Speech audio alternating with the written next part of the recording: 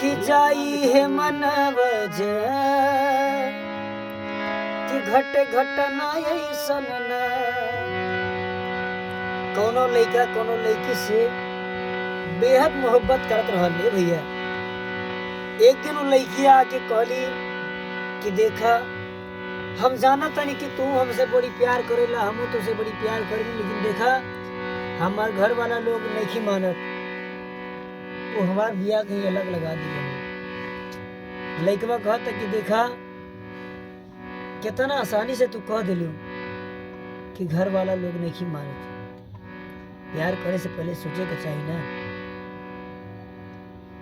लड़कवा कहता ठीक बा करे जा, अगर तोहर माई बाबू बिया तोहर अलग कह देन तो कोनो बात नहीं खे, लेकिन हमारे बात सुन ला। कहत लिखा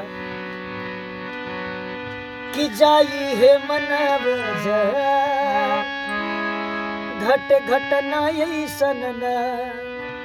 कैसन घटना कि तोहर शादी अमर श्राद्ध न कर पड़ जाए। लड़कवा कहता कि देखा तोहर बिया हो जी, तू अपना पति के साथे खुश रहू, लेकिन हमार दिन ना कटिए जान।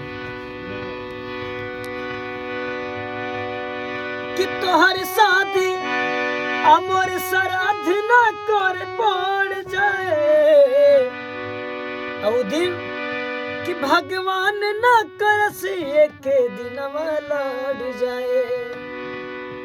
जहिया छोड़बू जिया तोहर बिया हुई वही दिन ए शरीर से जान निकल जाई। लड़कवा कहता कि भगवान न करस एक दिन लड़ जाए। इतना बात सुन के लड़की आईली, लड़कवा के गला से लगा के कहते ये पागल हम ना जी पाई तोरा बिना। लड़कवा कहता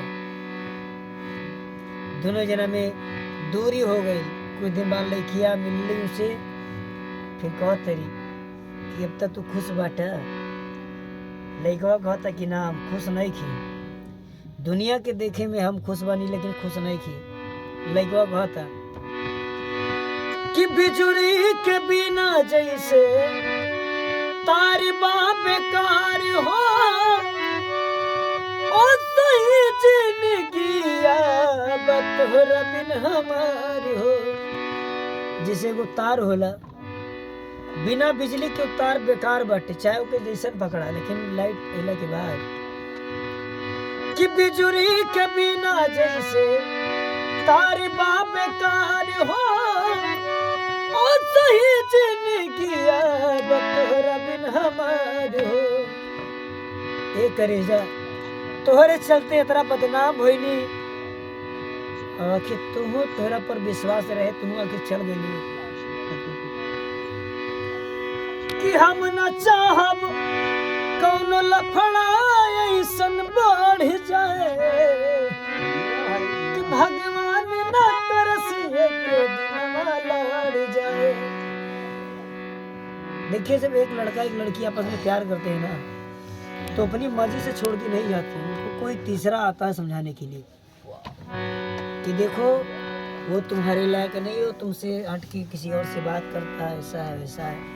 यही होता है कि क्या करा सिखवाला मैं जान हमार परलू, स्वर्ग नियन दुनिया हमार माटी में मिलवालू।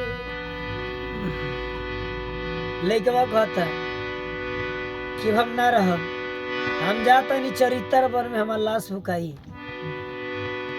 कि दिल दिहलू हमर तूरी गईलू दोसरा के भीरी, तोहर प्यार में शंकरवा पगलाए वाला बा, हमर लाश अब चिता पर जराए वाला बा।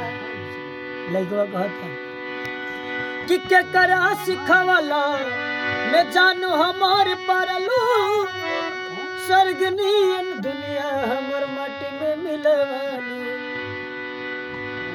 कि डोली उठे से पहले नहा दहिया जोर जाए,